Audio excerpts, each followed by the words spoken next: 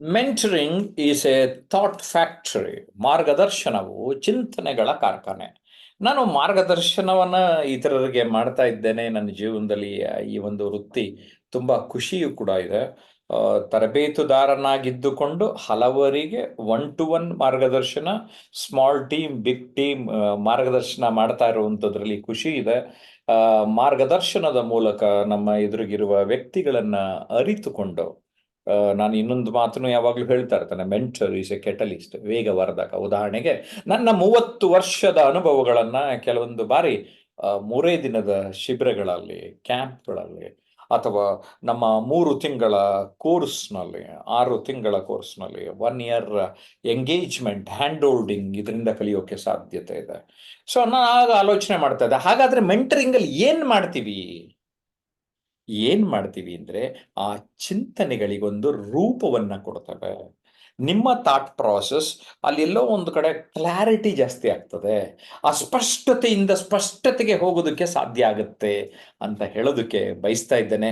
ಸ್ನೇಹಿತರೆ, mentoring is A combination of teaching, coaching, consulting, counselling and training ಅಂತ ಹೇಳೋದಕ್ಕೆ ಬಯಸ್ತೇನೆ. ನಮ್ಮ ಆನ್ಲೈನ್ ಪಾರ್ಟಿಸಿಪೆಂಟ್ ಮದನ್ ಇದ್ದಾರೆ, ಏನ್ ಹೇಳ್ತಾರೆ ಕೇಳೋಣ. ಎಸ್ ಮದನ್. ನಮಸ್ತೆ ಸರ್. Okay. ಮಾರ್ಗದರ್ಶನವು ಚಿಂತನೆಗಳ ಕಾರ್ಖಾನೆ ಅಂತ. ಸೊ ನಾವು ಮೆಂಟರಿಂಗ್ ಮಾಡ್ತಾ ಕಲಿತಾ ಹೋದಾಗ ಬಹಳಷ್ಟು ವಿಚಾರಗಳನ್ನ ಕಲಿತಾ ಹೋಗ್ತೀವಿ. ಈಗ ಯಾರೋ ಒಬ್ಬರಿಗೆ ನಾವು ಟ್ರೈನಿಂಗ್ ಮಾಡ್ತಾ ಇದ್ದ ಅವರ ಮುಖ್ಯವಾದ ಸಮಸ್ಯೆ. Yes, please continue. ಈಗ ನಾವೀಗ ಮಾರ್ಗದರ್ಶನ ಮಾಡ್ತಾ ಹೋದವಾಗ ಒಬ್ಬೊಬ್ಬ ವ್ಯಕ್ತಿಗಳನ್ನ ನಮ್ಮ ಜೀವನದಲ್ಲಿ ಭೇಟಿ ಆಗ್ತಾ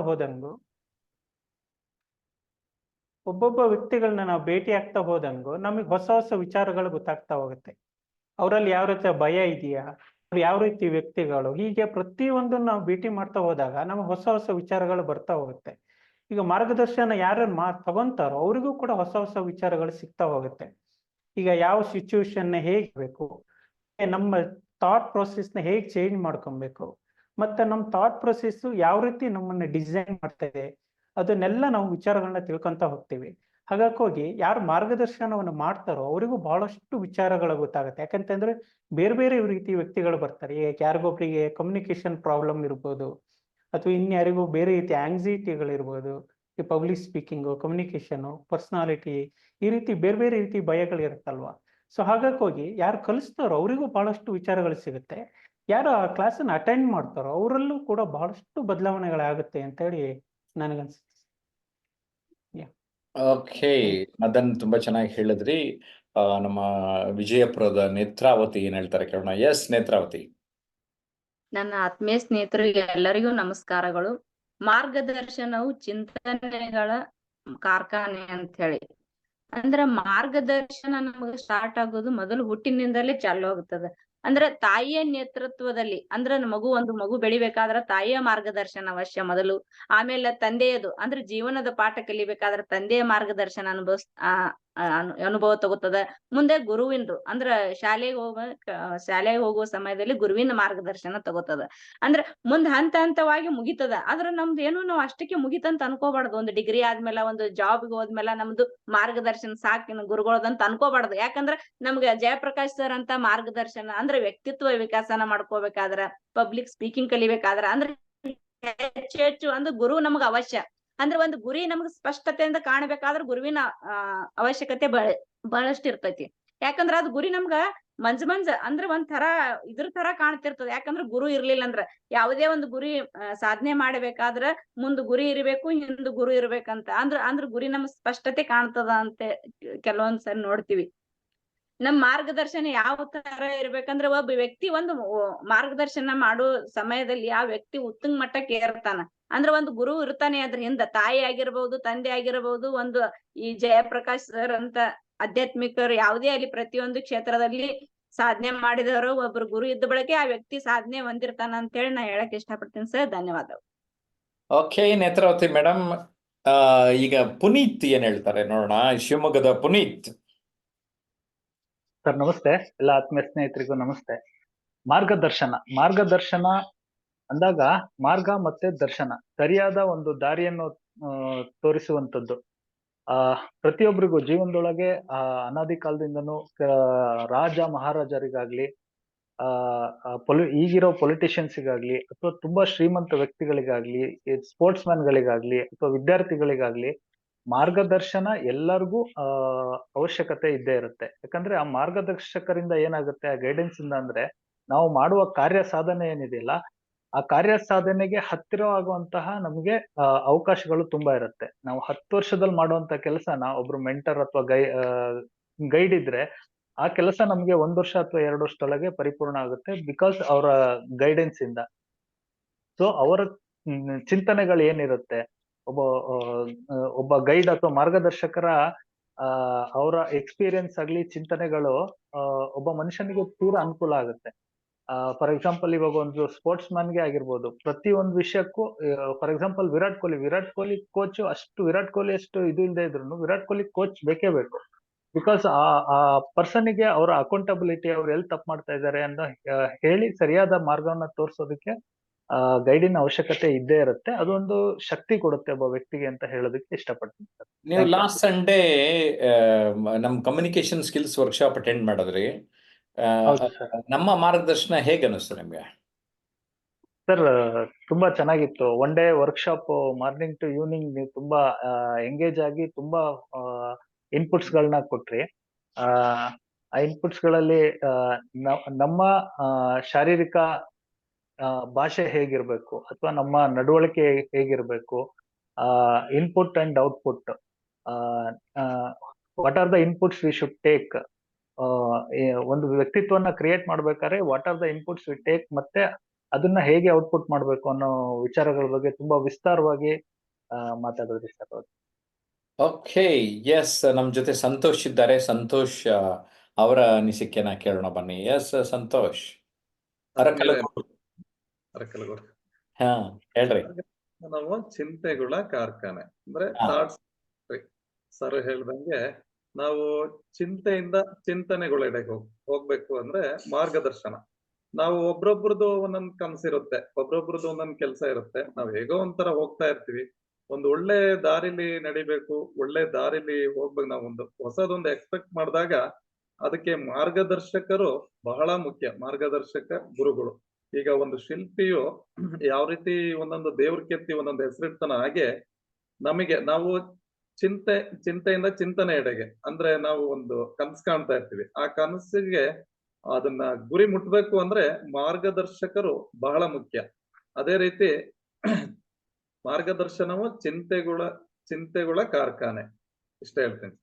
ಓಕೆ, ಗುಡ್. ನಮ್ಮ ಜೊತೆ ಹಿರಿಯ ಲೇಖಕರಾದ ಡಾಕ್ಟರ್ ಪ್ರದೀಪ್ ಕುಮಾರ್ ಹೆಬ್ರಿ ಮಂಡ್ಯದಲ್ಲಿರ್ತಾರೆ. ಇದುವರೆಗೆ 531 ಕೃತಿಗಳನ್ನು ಬರೆದಿದ್ದಾರೆ. ಈ ವಿಚಾರದ ಬಗ್ಗೆ ಅವ್ರನ್ನ ಮಾತಾಡಿಸ್ತೇನೆ.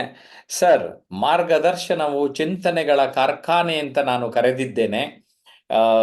ನಿಮಗೆ ಈ ಒಂದು ವಾಕ್ಯ ಹೇಗೆ ಅನಿಸುತ್ತೆ? ನಮಸ್ತೆ ಸರ್. ನಮಸ್ತೆ. ಚಂದದಲ್ಲಿ ಹೇಳಿದಿರಿ. ಹಾ, ಆದ್ರೆ ನನಗೆ ಕೆಲವು ನನ್ನದೇ ಒಂದು ಅಭಿಪ್ರಾಯ ಇದೆ. ಹೇಳಿ. ನಾವು ಮಾರ್ಗದರ್ಶನವನ್ನು ಅನುಸರಿಸ್ಕೊಂಡು ಹೋಗ್ಬೇಕಾ ಅಥವಾ ನಾವೇ ಮಾರ್ಗದರ್ಶಕರಾಗಲಿಕ್ಕೆ ಪ್ರಯತ್ನ ಪಡಬೇಕಾ? ಇದು ನನ್ನ ಉದ್ದೇಶ. ಯಾಕಂದ್ರೆ ನಾವು ಇನ್ನೊಬ್ಬರಿಗೆ ನಮ್ಮ ಕ್ರಿಯೆಗಳ ಮುಖಾಂತರ, ನಮ್ಮ ಕೆಲಸಗಳ ಮುಖಾಂತರ ಹೀಗೂ ಮಾಡ್ಲಿಕ್ಕೆ ಸಾಧ್ಯ ಆಗುತ್ತೆ ಅಂತ ತೋರಿಸ್ಕೊಟ್ರೆ ಬಹುಶಃ ಅದೇ ಒಂದು ಮಾರ್ಗದರ್ಶನ ಆಗುತ್ತೆ.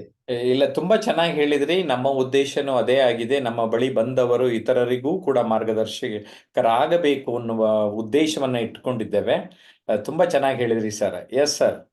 ಯಾಕಂದ್ರೆ ವಿವೇಕಾನಂದರ ಮಾತು ನಾವು ಯಾವತ್ತೂ ನೆನ್ಪಿಟ್ಕೋಬೇಕು. ಎದ್ದೇಳು, ಗುರಿ ಮುಟ್ಟುವ ತನಕ ನಿಲ್ಲದಿರು. ಅವ್ರೇನು ನನಗೆ ಹೇಳಿದ್ದಾರೆ, ನಾನು ಆ ರೀತಿ ಮಾಡ್ಕೊಂಡು ಹೋಗ್ಬೇಕು ಅಂತ ಯೋಚನೆ ಮಾಡೋದಕ್ಕಿಂತ ನಾನು ನಡೆಯುವಂತಹ ರೀತಿಗಳ ಮುಖಾಂತರ ಇನ್ನೊಬ್ಬರಿಗೆ ನಾವು ಯಾವ ರೀತಿ ಒಂದಷ್ಟು ಉತ್ಸಾಹವನ್ನು, ಆಸಕ್ತಿಯನ್ನು ಹುಟ್ಟಿಸ್ಲಿಕ್ಕೆ ಸಾಧ್ಯ ಆಗುತ್ತೆ ಅಂತ ನಾವು ಯೋಚನೆ ಮಾಡಿದ್ರೆ ಬಹುಶಃ ತಾವೇ ನಮ್ಮ ಕಣ್ಣೆದುರಿಗೆ ಬರ್ತೀರಿ. ಎಷ್ಟು ಗಂಟೆಗಳನ್ನು ಇದಕ್ಕೋಸ್ಕರ ತೆಗೆದಿಡ್ತಾ ಇದ್ದೀರಿ? ತಮ್ಮ ಉದ್ದೇಶ ಒಂದೇ, ನನಗೆ ಗೊತ್ತಿದ್ದ ಹಾಗೆ ಒಂದಷ್ಟು ನಮ್ಮ ಒಳಗಿರುವಂತಹ ಉತ್ಸಾಹವನ್ನು ಹೆಚ್ಚಿಸ್ಕೊಂಡು ಹೋಗ್ಲಿಕ್ಕೆ ಪ್ರಯತ್ನ ಪಡೋಣ ಅಂತ. ಯಾಕಂದ್ರೆ ನಮ್ಗೆ ಗೊತ್ತಿಲ್ಲದ ಹಾಗೆ ಎಲ್ಲೋ ಒಂದ್ ಕಡೆ ಅಡಗಿಕೊಂಡಿರ್ತದೆ. ಒಂದು ಬೀಜ ನೆಲದಲ್ಲಿ ಹಾಕಿದ ಕೂಡಲೇ ನಾವೆಲ್ಲ ಒಂದ್ ರೀತಿ ಬೀಜದ ರೂಪದವರು. ನಮ್ಮ ಮಾತುಗಳು ಅದಕ್ಕೆ ಸುರಿಯುವಂತಹ ನೀರುಗಳು, ಆ ನೀರು ಬೀಜಕ್ಕೆ ತಾಗಿದಾಗ ಮಾತ್ರ ಚಿಗುರು ಮೇಲು ಬರ್ಲಿಕ್ಕೆ ಸಾಧ್ಯವಾಗುತ್ತೆ. ಹಾಗೆ ನಮ್ಮ ಮಾತಂತ ಹೇಳೋದು ಇದೆ ನೋಡಿ, ಅದು ಖಂಡಿತಕ್ಕೂ ನಮ್ಗೆ ಇನ್ಸ್ಪಿರೇಷನ್ ಆಗಿರ್ತದೆ. ನಾನು ಹೇಳೋದು ಜಾಸ್ತಿ ಆಗುತ್ತಾ ನನ್ಗೆ ಗೊತ್ತಿಲ್ಲ. ಇಲ್ಲಿ ಇನ್ನೊಂದು ನಿಮಿಷ ಮಾತಾಡಿ. ಮೊನ್ನೆ ಏನೋ ಒಂದು ಓದ್ತಾ ಇದ್ದೆ. ಭಾರತ್ ಅವರು ತುಂಬಾ ಗುರು ಅಂತ ಹೇಳ್ಕೊಂಡು ಹೋದ್ರು. ಗುರುಗೂ ಶಿಕ್ಷಕನಿಗೂ ಸಾಕಷ್ಟು ವ್ಯತ್ಯಾಸ ಇದೆ. ಅದು ಆಮೇಲೆ ಯೋಚನೆ ಮಾಡ್ಕೊಂಡು ಹೋಗೋಣ. ಮೊನ್ನೆ ಅದೊಂದು ಜೋಕು ಅಥವಾ ಸತ್ಯನೂ ಇರ್ಬೋದು ಗೊತ್ತಿಲ್ಲ. ಭಾರತದ ಒಬ್ಬ ಶಿಕ್ಷಕ ಲಂಡನ್ನಿಗೆ ಹೋದ ಅಂತೆ, ಕಾಲೇಜ್ ಶಿಕ್ಷಕ ಆಗಿರುವವ. ಲೈಬ್ರರಿಯಲ್ಲಿ ಒಬ್ಬ ಲಂಡನ್ನಿನ ಒಬ್ಬ ಪ್ರೊಫೆಸರ್ ಓದ್ತಾ ಇದ್ರಂತೆ. ನಮ್ ಕಡೆ ಎಲ್ಲ ಬೆಳಿಗ್ಗೆ 10 ಗಂಟೆಯಿಂದ ಸಂಜೆ 6 ಗಂಟೆ ತನಕ ಮಾತ್ರ, ಅಲ್ಲಿ ಹಾಗಲ್ಲ ಅಂತೆ.